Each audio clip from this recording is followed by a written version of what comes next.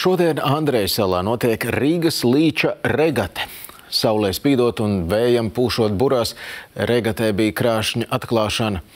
Cik jahtu šogad piedalās Rīgas līča regatē un kādā noskaņojumā komandas ir pirms sacīkstes sākuma? Par to vairāk pastāstīs mana kolēģe Ieva Čakste.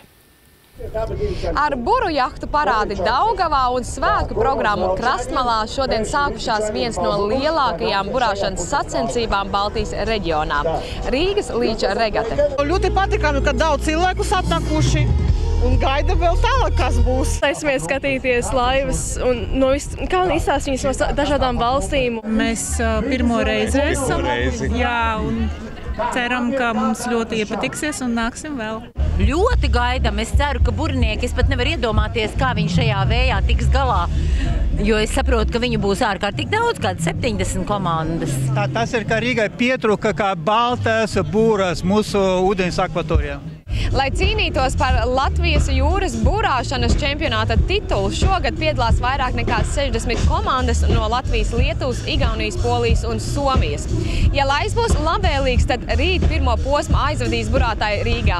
Pēc tam dosies tālāk uz Sāmsalu un Hoiguste ostu Igaunijā.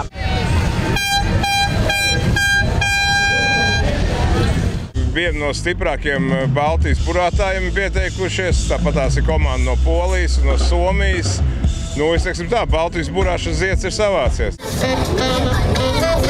Favorīti ir, bet es negribu neko prognozēt. Burāšana ir ļoti viltīgs sporta veids. Tā ir meistarība, veiksme, materiālā daļa. Pēc pirmām 3 posmiem tu vari prognozēt, bet pirms pirmā neko nevar prognozēt. Rāda laikapstākļi, kādi būs burātājiem, cik labvēlīgi?